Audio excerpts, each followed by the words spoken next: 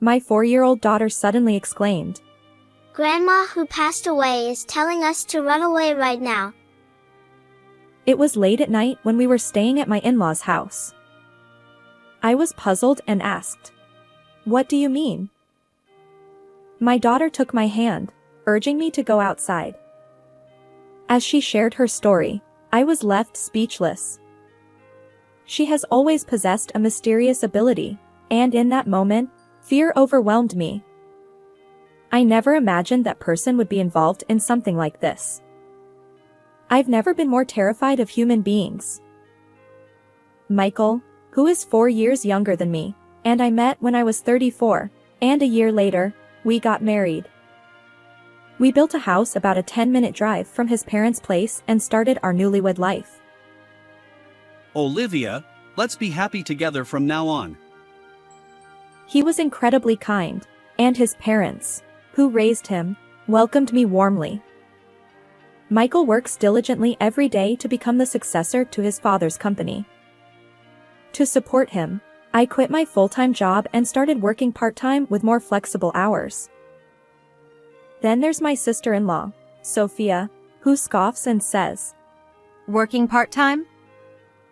Aren't you just relying on Michael to take it easy?" She's never been fond of me since our early days of marriage. Sophia is around the same age as me but enjoys the single life and lives alone. She looks like a career-driven woman, if you ask me. I used to admire her lifestyle and respected her. I even thought that if I had continued working as a full-time employee, I might have ended up like her. Sophia often makes Michael run errands for her. "Michael, I want some ice cream. You can use the change however you like." He complies, and it's a common conversation we hear when everyone gathers at the in-laws' house. Sophia has always doted on Michael, and he rarely opposes her, despite being in his mid-30s. As an only child, I sometimes envy their relationship. I wish I could get along with Sophia, I thought. But contrary to my expectations, she often treats me harshly.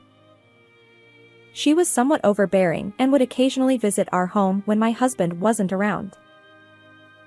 "Olivia, there's a hair on the floor." I've been busy with work today. I was planning to clean later. "You're just working part-time, right?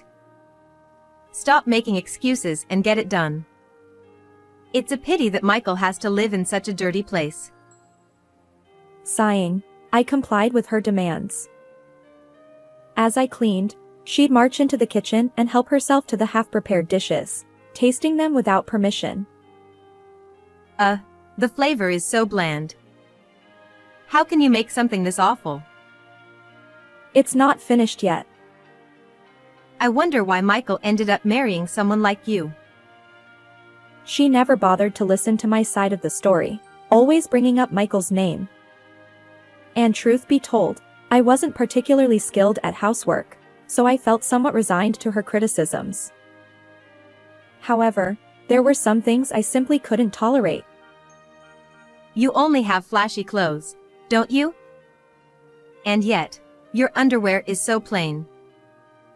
She'd open my closet without permission and inspect its contents. "Sophia, please stop." No matter how much I pleaded, she remained nonchalant, often wearing a malicious expression that made me wonder if she enjoyed seeing me uncomfortable. Sophia even checks inside my closet. I've told her multiple times, but it doesn't work. "Can't you talk to her?" I appealed to my husband when he returned home. His response was off-kilter. Really? Maybe she's just curious about what kind of person my wife is. Yet, despite our conversation, he took no action. I felt disappointed by Michael's lack of support. Sophia's unreasonable behavior continued even after that. A year into our marriage, when our daughter Mia was born, her actions escalated further. Frustrated by our crying daughter, my sister-in-law glared at me. "She cries so much. It's your poor parenting. And to think you had a girl. Do you even realize you're the wife of the eldest son? She would make snide remarks about everything, eventually throwing hurtful words, blaming everything on me. My husband should have noticed this, yet he always turned a blind eye. Lately, Sophia's tone has been harsh, and it's honestly tough. It's your fault, Olivia, so there's nothing to be done. Or are you implying that Sophia is hysterical? No one said anything like that. He consistently took Sophia's side, refusing to engage seriously. As time passed, my dissatisfaction with Michael grew. Is it okay to continue like this forever? Divorce crossed my mind, but having experienced the loneliness of being raised by a single parent after my own parents' separation, I hesitated. I didn't want my daughter to feel the same way. Despite it all, I endured because my in-laws kindly watched over me. However, I suddenly lost that support. When my daughter Mia was just 6 months old, my mother-in-law succumbed to illness. The shock of her departure left everyone struggling to cope with their emotions. I'm going to visit Dad because I'm worried about him. Understood. Let me know if there's anything I can help with. During this time, my husband frequently visited his father's home, leaving me and my daughter behind. Sometimes he returned late at night. I asked about the reason. Dad feels lonely being alone. But you see your dad at work too, right? Can't you ask Sophia to help with family matters? You're quite heartless. Even though Dad is feeling lonely, you're suggesting I leave him? That's not what I meant. Although I initially expressed my desire for more quality time with our adorable daughter, I realized that parents are important too.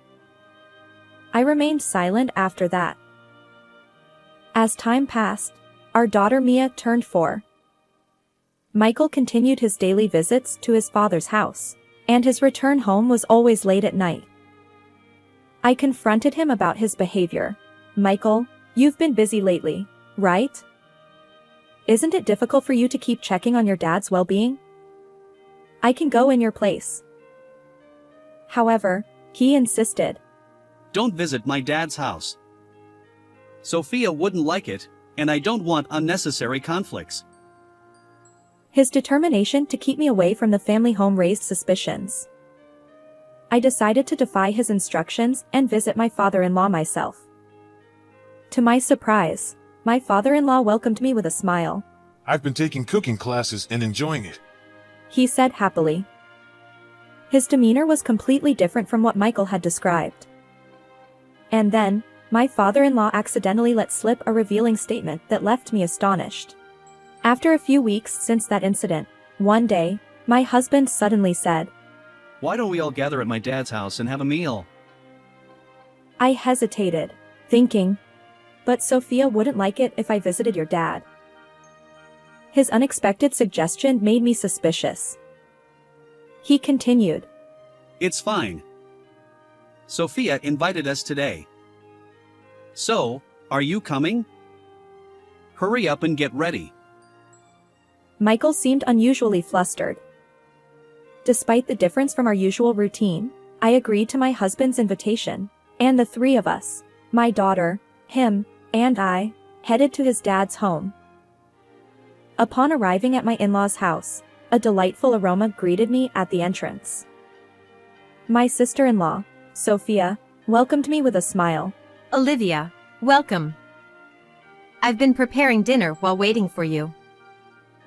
She ushered me inside, handing treats and toys to my daughter, Mia. Although I had braced myself for her usual snide remarks, Sophia's kindness caught me off guard this time. Still, I remained cautious. I shouldn't let my guard down. Maybe she'll play some culinary tricks to spite me. But my suspicions were unfounded. Michael told me about your favorite dishes. I hope they suit your taste. As I surveyed the table, I found an array of my favorite foods. Grateful, I replied. Thank you. Yet, lingering disbelief colored my emotions. Sophia added playfully. Don't worry, there's no poison or anything. I never thought otherwise. Then, unexpectedly, Sophia apologized. Olivia, I've been mean to you all this time. I don't expect forgiveness, but I hope we can get along from now on. Despite my reservations, I decided against further animosity. I smiled back at Sophia, willing to make an effort to bridge the gap. Great. Since we're the same age, let's chat about various things. Oh, how about staying overnight today? But I haven't prepared anything. You can use my cosmetics. Right? Let's do that.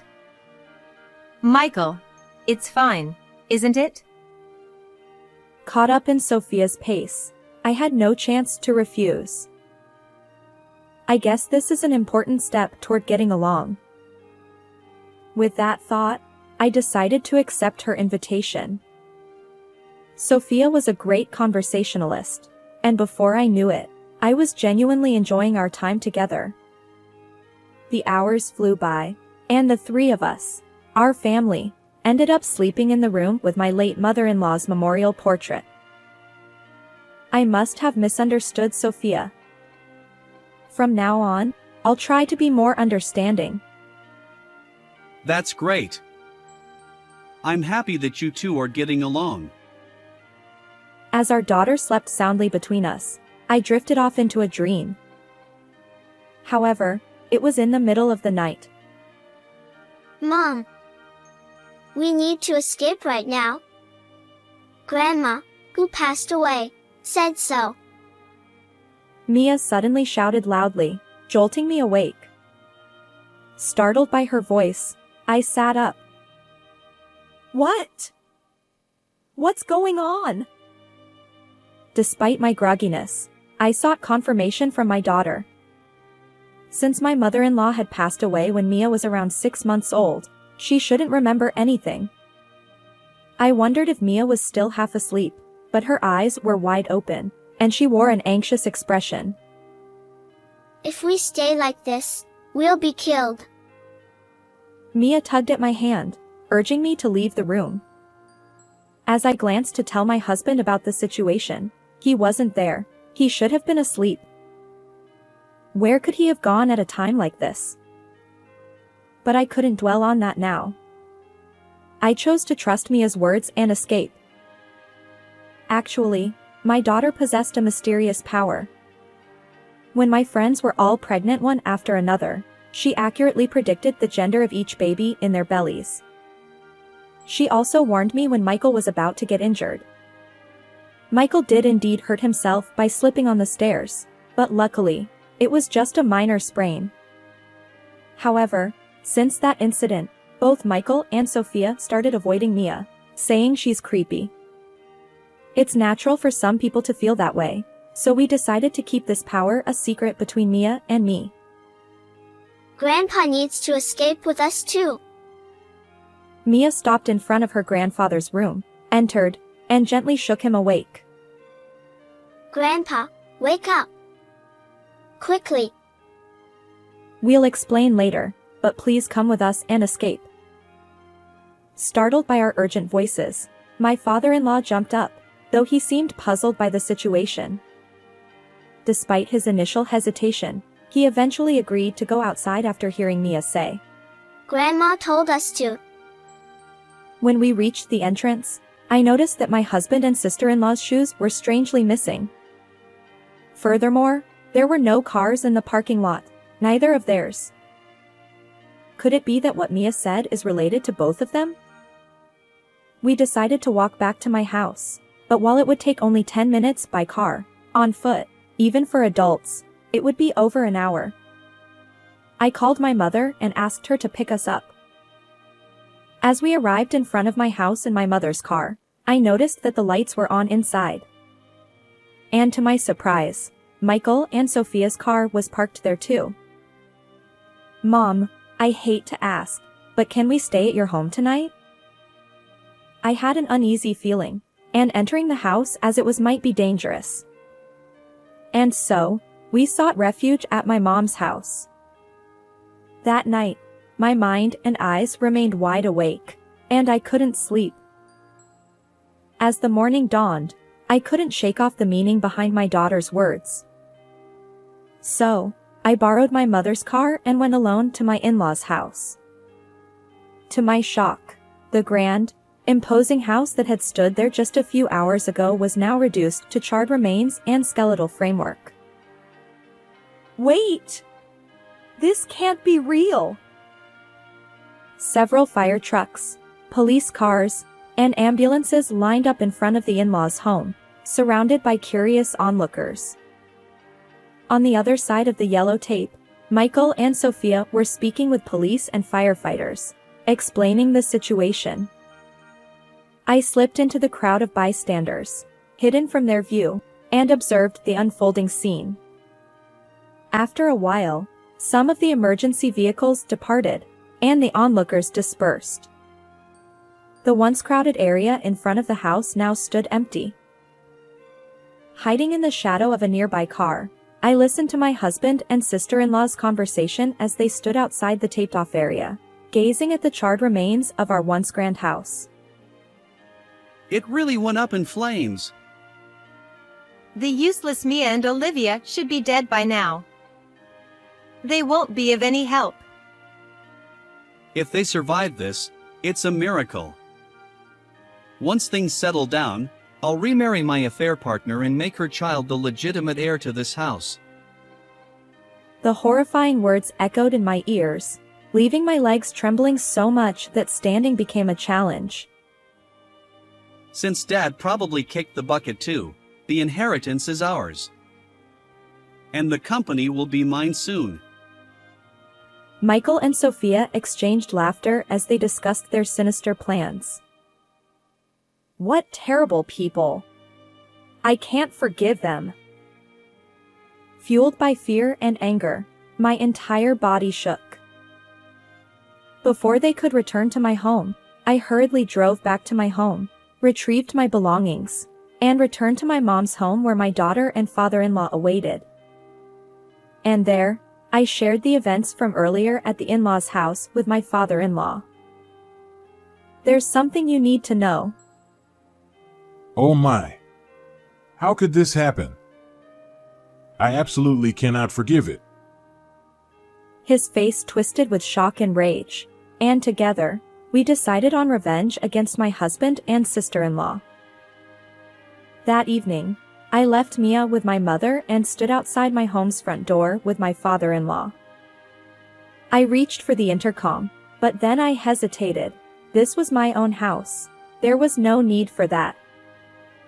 Instead, I decided to open the front door myself. As I fumbled with the lock, I heard a rattling sound, and Michael cautiously peeked out from inside. What? His face turned pale, and he retreated back into the room. Soon after, he returned with Sophia in tow. Why are you here? She too looked ashen, muttering those words. But when she noticed our gaze, she suddenly clung to my father-in-law, feigning relief. Thank goodness you're alive. We couldn't find any trace of you, and they said they hadn't found anything in the burnt ruins. We were so worried. Yeah! I've been praying that you all were safe. Michael also played along, hugging me tightly. I pushed his arms away and distanced myself from my husband. Hands off! Through Mia, your mom helped us. Mom? But she passed away 4 years ago. Exactly. Don't spout nonsense. Are you going to talk about Mia's mysterious abilities again? It's truly unsettling. Both of them furrowed their brows and vehemently denied Mia's words. Well, fine. Let's go inside for now. After all, this is my house too, and your dad is here. I pushed them aside and ushered my father-in-law into the house. As we entered the living room, Michael, who had followed us, placed a hand on my shoulder and said, Wait. "Didn't I tell you not to touch me so casually?" Oh, Olivia, are you having a hysterical moment? Maybe your hormones are out of balance? This is why women in their 40s get a bad reputation. Sophia smirked, mocking me as usual. Gone was the meek demeanor from the previous day's apology. Her true nature, overflowing with malice, revealed itself, even in the presence of my father-in-law. "That's enough to make anyone angry. This fire incident was orchestrated by you two, siblings, isn't it? Exclamation question mark. I stared at my husband and sister-in-law, hitting the nail on the head. Wait, there's no evidence to say something like that. It's impossible. Despite his anxious denial, Michael stood firm. Meanwhile, Sophia seemed composed, almost nonchalant. Olivia, really? Suspecting your own family? Something must be wrong with you. Being raised by a single parent, you lack that kind of affection. But I'm saying this because there's evidence. I overheard you both talking about the burnt house early in the morning. As I spoke, I glanced back and forth between the two of them. Huh? Eavesdropping, much? And besides, hearing a story from such a chaotic place, there's no credibility. Yeah, what Sophia said. The police won't buy into vague stories like that. Sophia, boldly and unyielding, and my husband, who hid behind her, retorted. This dynamic must have been consistent since long ago. Is this your voices? I pulled out my smartphone from my pocket and played the recorded audio. It captured the conversation between the two of them from that morning. Why are you doing this? When Mia woke me up in the middle of the night, and neither you nor Sophia were there, I became suspicious. I wasn't sure if I could record it properly, but I had it running. Though there was some distance, it was clear enough that the voices belonged to them. Confronted with the audio evidence, Michael and Sophia fell silent. I'll submit this to the police. Surely they'll believe it. Wait a minute. You all escaped unharmed, so there's no issue. What are you saying? You put us in a life-threatening situation, and your dad's home ended up like that. This is a crime. Do you understand? Growing more agitated, I confronted my husband's absurd statements. Sophia, this applies to you too. You must pay for this wrongdoing. Don't get cocky. You wretched woman. She launched an attack, her hostility toward me evident, but I couldn't waste time arguing with her. Here we go, I said, taking a deep breath and locking eyes with the two of them once more. By the way, what do you mean by waiting for the heat to die down and then remarrying your affair partner, legitimizing a hidden child? Well, Michael seemed caught off guard by the direct questioning and stumbled over his words, eventually falling silent. You thought you could just stay quiet when it became inconvenient? But there's evidence. This woman, right? I confronted them, brandishing a photo I'd pulled from my bag. ha! Wait, why did you investigate this so thoroughly? Sophia, what do we do? We're caught. He turned to his sister, seeking help in his panic. But Sophia merely glared at me without offering any assistance. Perhaps that lack of support drained Michael's resolve, leaving him deflated. Actually, I had suspected my husband's infidelity for some time and gradually conducted my own investigation. On that morning, I hurriedly retrieved the evidence I had collected. How long have you known? Well, it started when you said you were checking on your dad, and your returns home became consistently late. From that long ago. But I became certain when your dad told me something. Michael had warned me not to show up at his dad's house, but I defied that order one day. My father-in-law had shared something with me, a statement that, Only you would visit my home. for me, who thought Michael was merely making frequent visits to his dad's house, it was shocking. Although the photo includes Sophia, it seems your affair has her approval, Michael? I confronted them, thrusting the evidence in their faces. Humph. So what? Isn't it your fault for being cheated on? You lack any charm. Clearly, she was aware of this situation as well. Among the evidence I had gathered were photos showing the gradual growth of the affair partner's pregnant belly and, most recently, images of Michael and the affair partner strolling with their baby. Olivia, it's not what you think. There's a valid reason. Suddenly, my husband changed his tone, attempting to justify himself. Just as I was about to push them away, my father-in-law, who had silently observed the situation until now, stood up and positioned himself like a guardian in front of my husband and Sophia. What are you both doing? Bullying Olivia, engaging in infidelity, and even endangering our lives. What's your intention? His furious tone left my husband and sister-in-law speechless.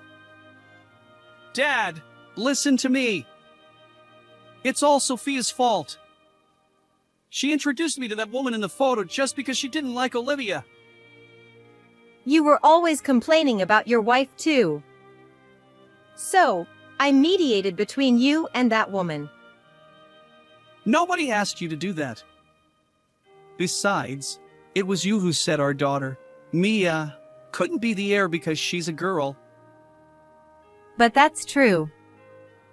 Dad, you agree with me, right? And don't worry, the child in the photo with that woman is a boy. Our lineage is secure. Michael and Sophia argued, debating who was at fault. Through their exchange, the reason for my sister-in-law's animosity toward me became clear. She, who is the same age as me, couldn't understand why I was happily married with children while she faced a string of rejections and remained single. Her envy of my apparent happiness fueled the years of mistreatment I endured.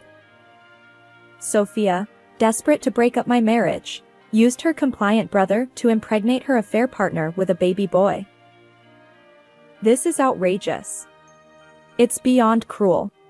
I thought, my anger welling up again, my clenched fist trembling uncontrollably. Enough of this. My father-in-law shouted, and both of them fell silent. Their demeanor resembled that of chastised children shrinking before an angry dad. Olivia, I truly apologize. I've raised such foolish individuals, and I bear responsibility. My father-in-law apologized repeatedly, and I offered him my best smile. Without hesitation, I turned to Michael and fixed him with a stern gaze. We need a divorce, I declared, handing him the divorce papers with my section already filled out. This saves us the trouble of negotiating. We'll officially welcome the affair partner's child as the heir. Sophia snatched the papers from my hand before Michael could even react, dancing with apparent delight. Yeah, that settles it. Michael echoed in the same tone as Sophia. Heir? Ridiculous.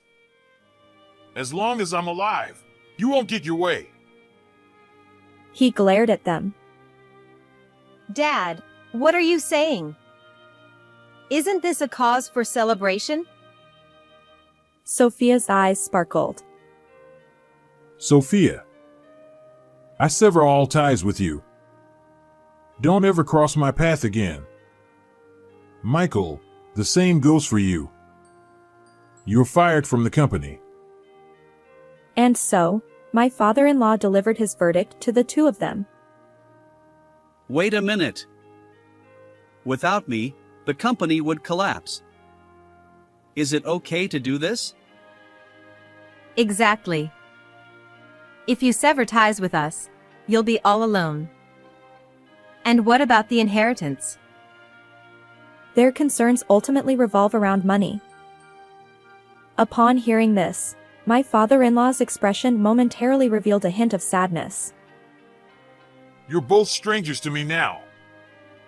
The company and the inheritance are irrelevant. What? Sophia erupted in anger, while my husband, flustered, tried to reason with his father. Dad, reconsider. He shook his father's shoulders, pleading. The heir will be Mia, my grandchild who saved our lives. With that declaration, my father-in-law let out a heavy sigh. Wait. Mia is my child, so I might still get a share of the inheritance, right? Michael grinned, asking me an audacious question. In this situation, I couldn't help but question his nerves. She doesn't want to see you.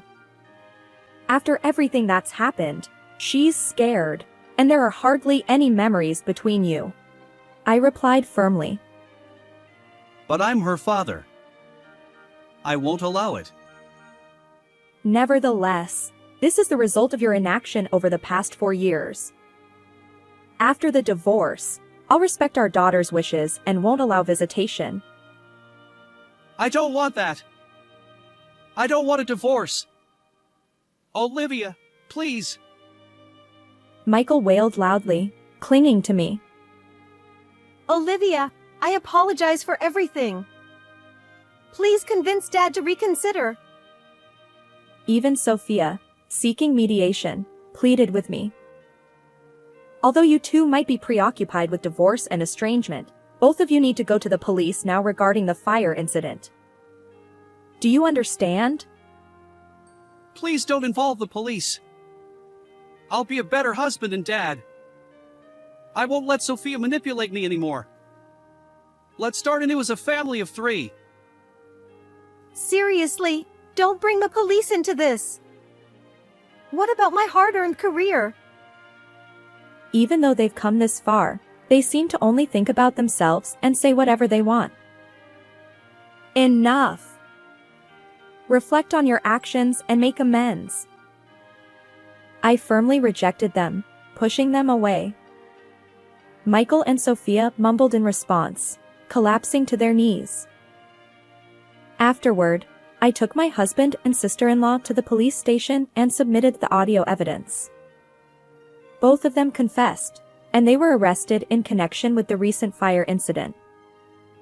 The divorce with Michael was finalized, and he agreed to pay $20,000 in alimony for the affair, along with monthly child support of $400 for our daughter, Mia. Since he'll be behind bars for a while, I intend to collect those payments when he's released. As a bonus, I also received a tidy $7,000 in compensation from the affair partner. Sophia faced the same fate, with her conviction confirmed. She lost her job, of course. Abandoned by her father and separated from the brother she doted on, she's now all alone. Well, it's a consequence of her own actions. My father-in-law, with whom I still maintain contact, is determined to keep working until Mia becomes the heir. Our daughter is enthusiastic about becoming the president of a grandpa's company. These days, life is peaceful, and I feel truly happy. How did you find this story?